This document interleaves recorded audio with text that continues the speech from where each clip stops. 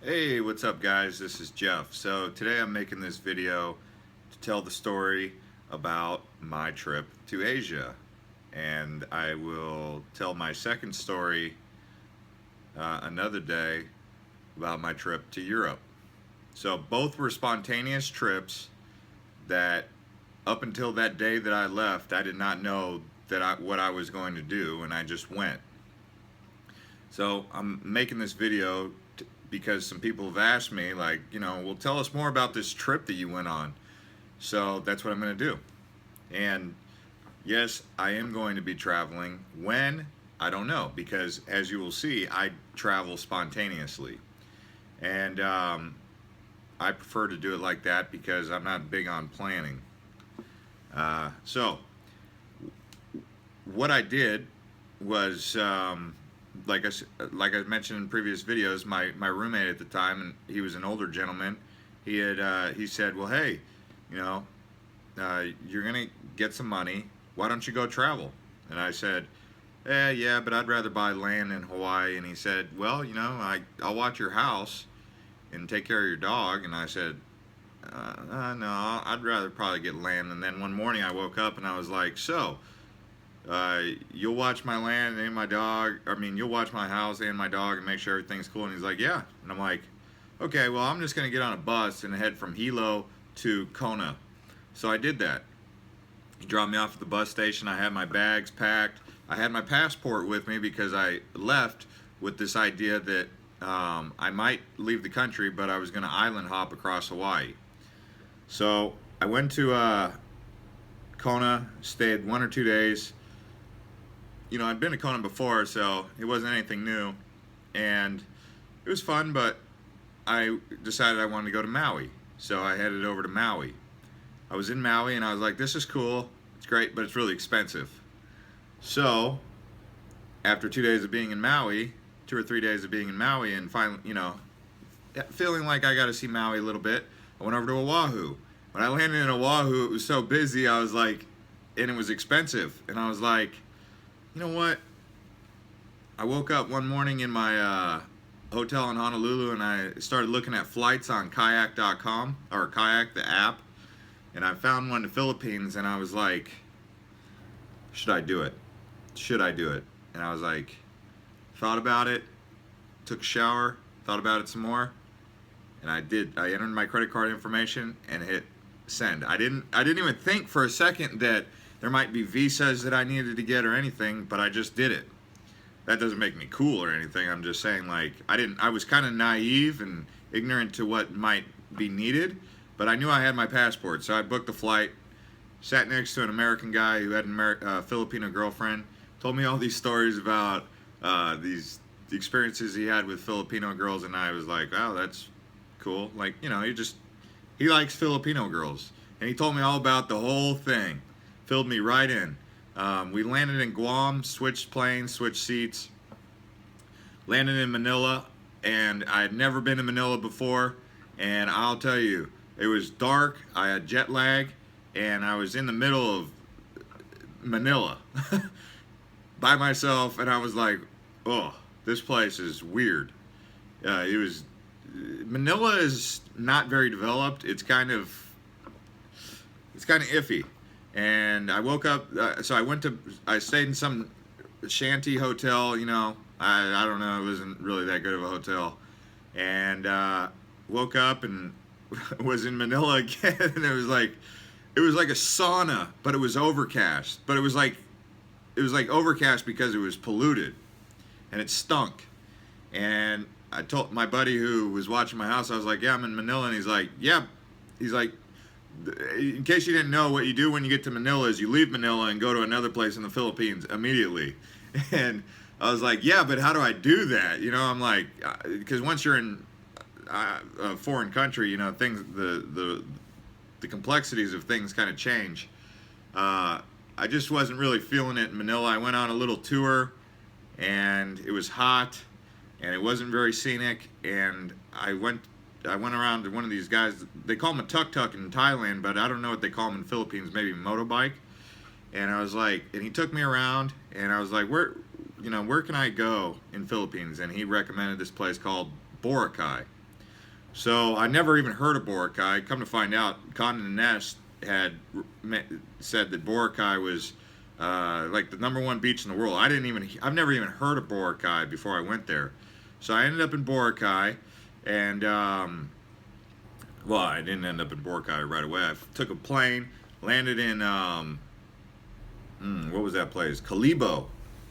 And I didn't know that you had to take a bus from Calibo to Boracay for like 2 hours, which was cool. But I stayed a night in Calibo, which is nothing.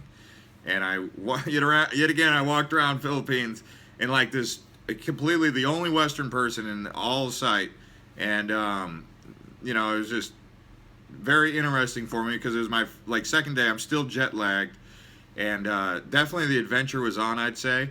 And I took that bus, and I finally arrived in Boracay, which was a little bit of a relief because it was pretty nice. Stayed there for 3 days. I was solo. By this time I was 32. I never traveled solo until then, until my 30s. I always felt like I needed friends to go with me.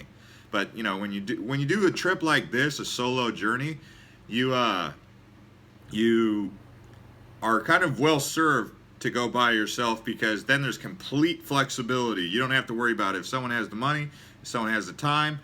All this, it's all on you, especially if you come across an opportunity where you do something to get some money for this opportunity to happen. So you're not really on a time schedule. You're just like, well, that money will only last so long, right? But Boracay was cool.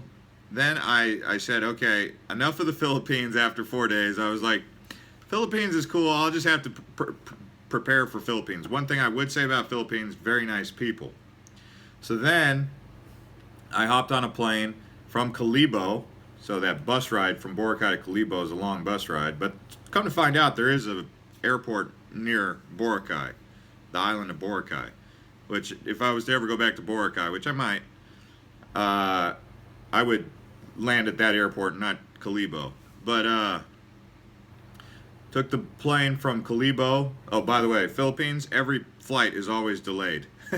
That I was on, at least. I'm sure they have on-time arrivals and departures, but every flight that I took from Philippines was delayed.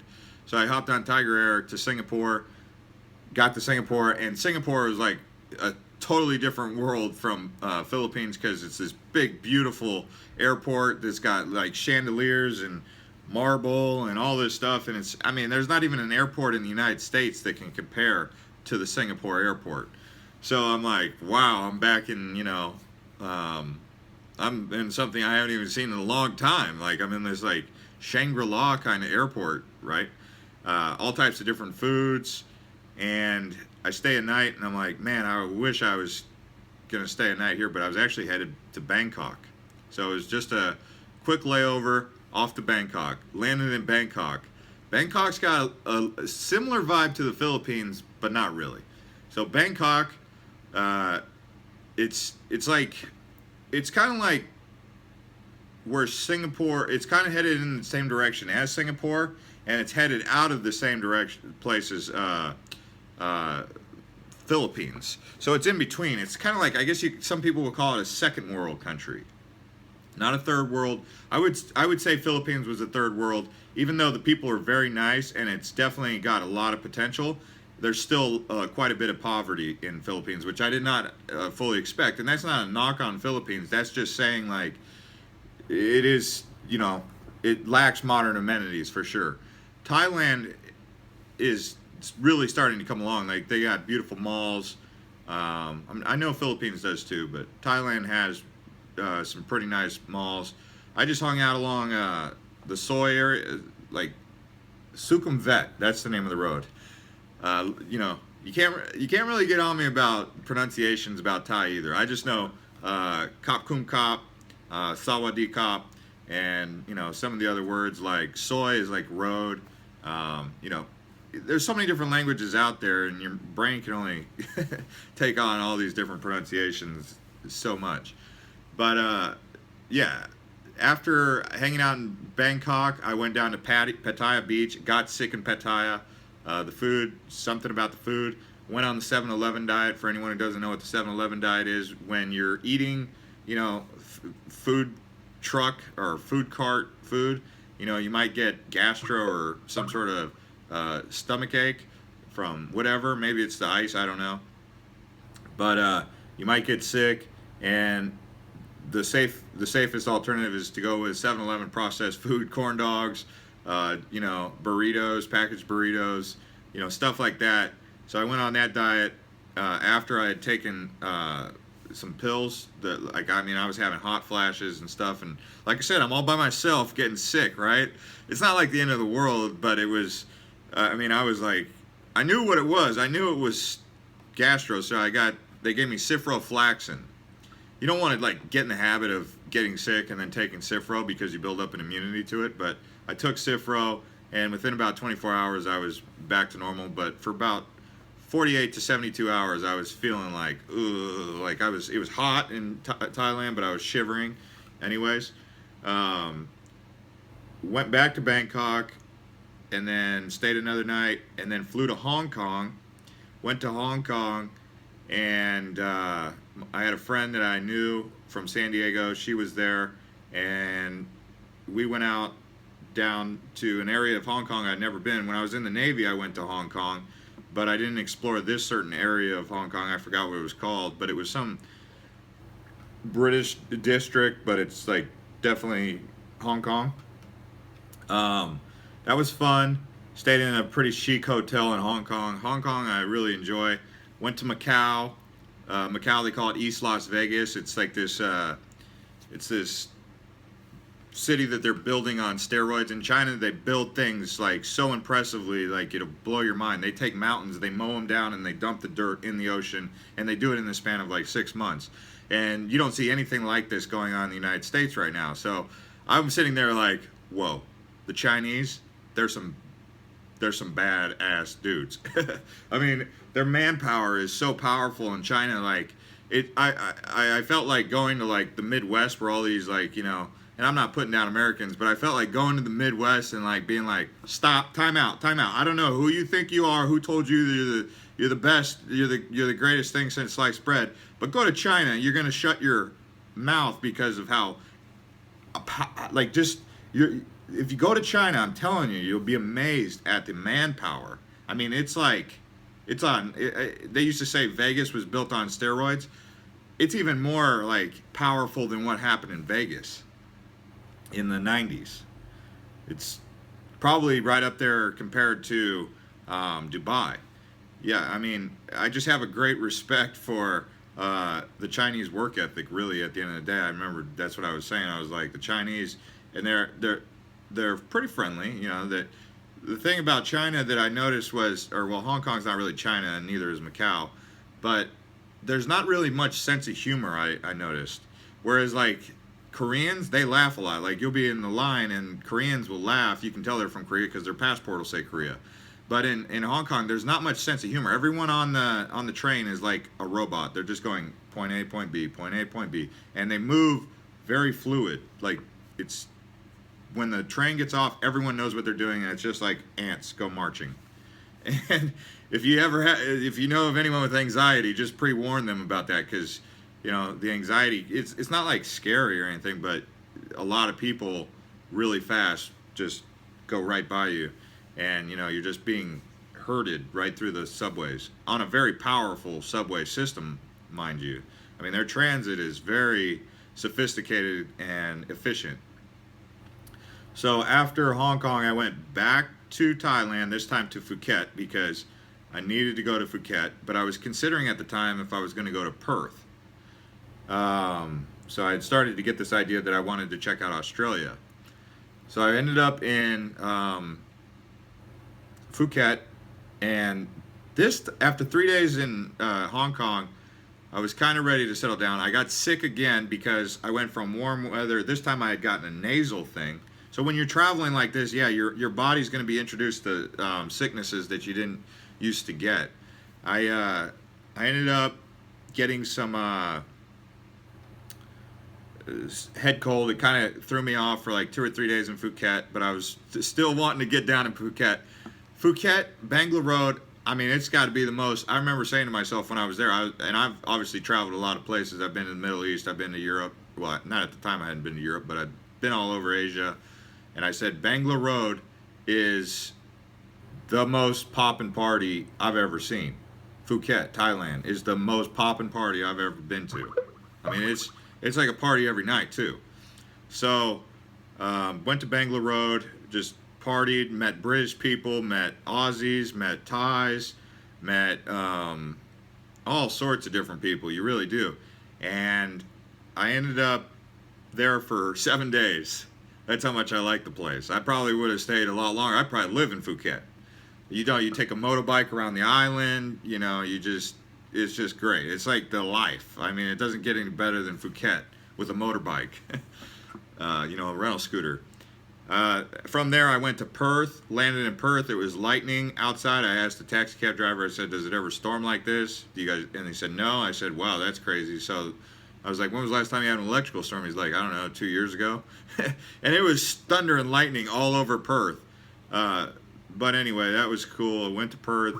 I was pretty bored with Perth the first couple days, but once I left, I ended up growing fond of Perth. But by that time, I was sticking to my schedule of like doing 3 or 4 days in each place. So I ended up saying Perth is boring, then saying, well, I could get to know Perth a little bit better. They do have a great mass transit system for a new city and a spread out city, which is rare because in America, if it's a big sprawling city, they don't have mass transit like that. But Perth does have that. So Perth, being the most isolated city in the world, it's pretty cool. I would go back there.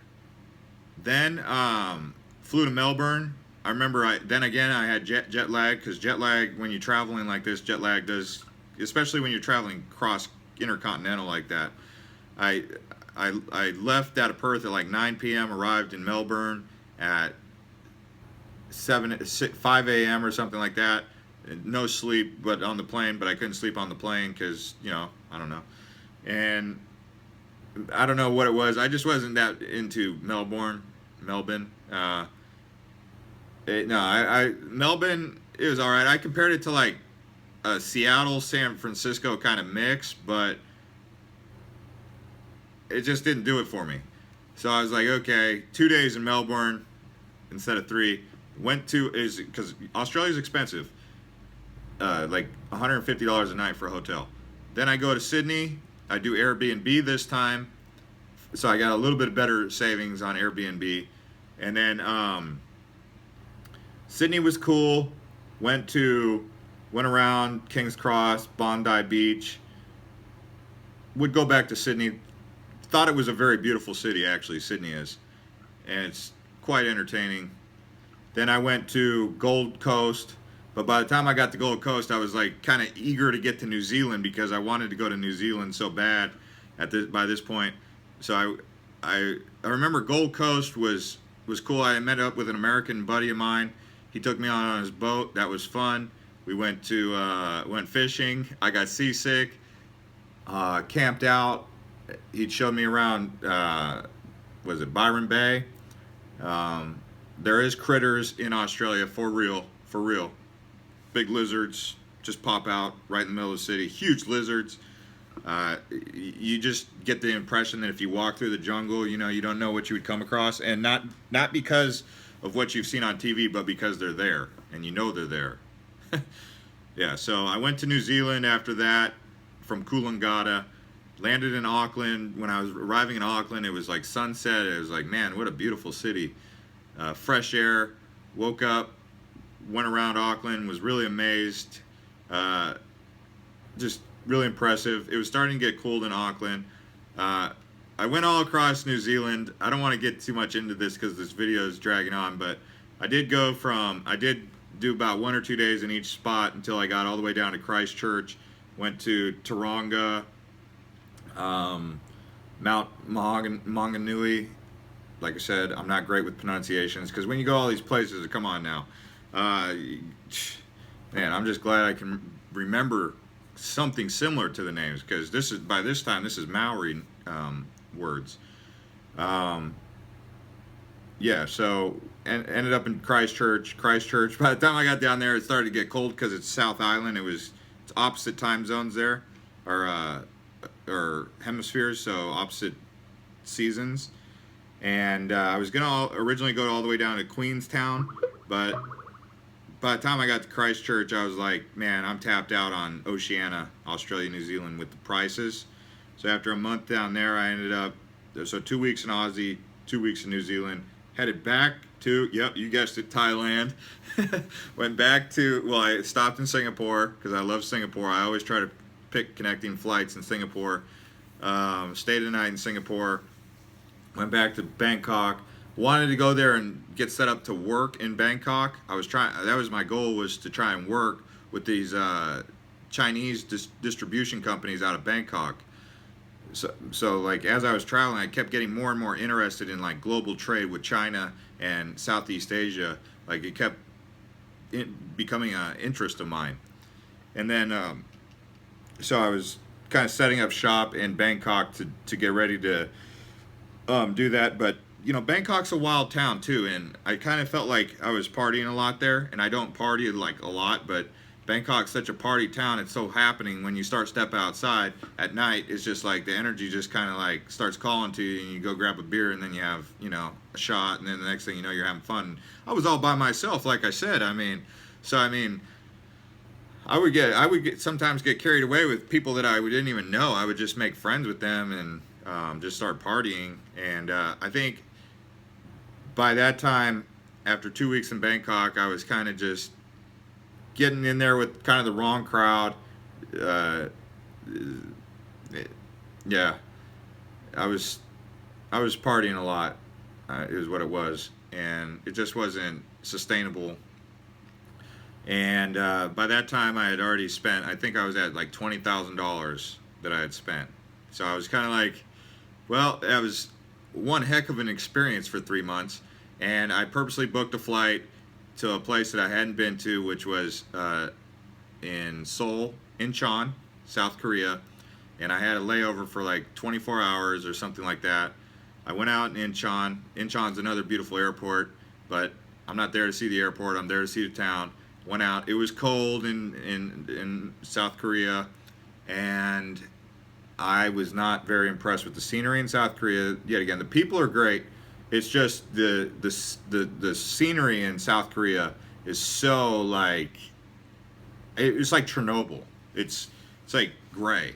Like the plants are like wilted over because it's like they're not alive.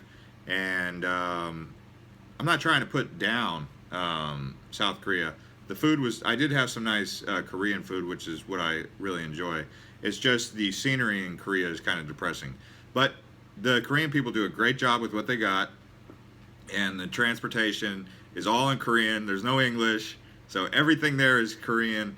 The whole culture is Korean. You can't like go to the taxi cab driver and do anything like in Bangkok where you're like, hey, can you take me over there? You know, you got to be like, you know, walking, something like that. So it's, but, and I was yet again like the only Westerner in South Korea, and people would come up to me like at these tourist things, and like 15 Koreans want to take a picture with me, not because I'm cool, but because I'm a Westerner, and there's no Westerners in South Korea, really.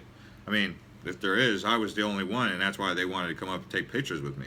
Like they would come up and put their arms around me, and I would stand there like this, you know, and just be like, okay. So after that, I ended up coming back to Hawaii and settling down in Kona after camping for 3 or 4 days. And that's my story of my Asia trip. And one of these days, I'll go on my story about Europe. So thanks for watching. If you want to hear more stories about the traveling that's coming and the stuff that I do, and share your stories, you know, we can hang out, talk, subscribe. See you later.